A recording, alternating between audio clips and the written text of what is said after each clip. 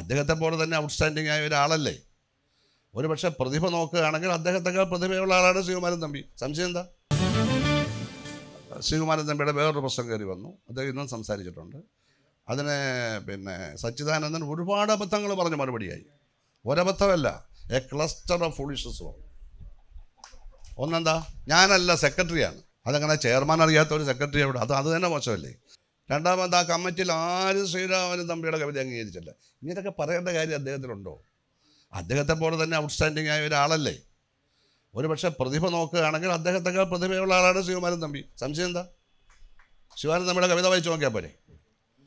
Cinema പാട്ടാണെങ്കിലും അതെല്ലാം ഒന്നാം തരം മനോഹരമായ പോയംസ് അല്ലേ. അപ്പോൾ ആരും മോശമാക്കരുത്. അപ്പോൾ സച്ചിദാനന്ദൻ അവർകൾ ഡൽഹിയിലൊക്കെ ഒത്തിരി കാലം താമസിച്ച് അവിടെ പേരെടുക്കാൻ നല്ല അവസരം അവിടെ പോയി. നമ്മുടെ KP ഉണ്ണികൃഷ്ണൻ ഒരാളുണ്ടായിരുന്നു. ഇവിടെ ഒന്നും ഒരു പ്രവർത്തനമില്ല. ഡൽഹിയിലായിരുന്നു, എപ്പോഴും MP പുള്ളി.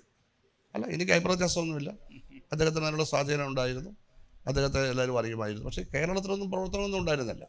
എന്ന് പറഞ്ഞാൽ അവിടെ താമസിച്ചു. അവിടെ താമസിക്കുമ്പോൾ പേരെടുക്കാൻ എന്ത് എളുപ്പമാണ്, വളരെ എളുപ്പമാണ്. അതൊക്കെ സമർത്ഥമായിട്ട് കൈകാര്യം ചെയ്യാൻ അറിയാവുന്ന ആളാണെങ്കിൽ വലിയ തരത്തിൽ എടുക്കും. അതിലൊന്നും അഭിപ്രായ വ്യത്യാസമല്ല. പക്ഷേ ഇങ്ങനല്ല ഇത് കൈകാര്യം ചെയ്യേണ്ടത്. ബാക്കി പൈസ കൊടുക്കാമെന്ന് പറഞ്ഞാൽ ആ പ്രശ്നം തീർന്നു. അത് വിശകലനത്തേക്ക് പോവുക, അത് പ്രശ്നം, അത് ചെയ്യാൻ തെറ്റാണ്.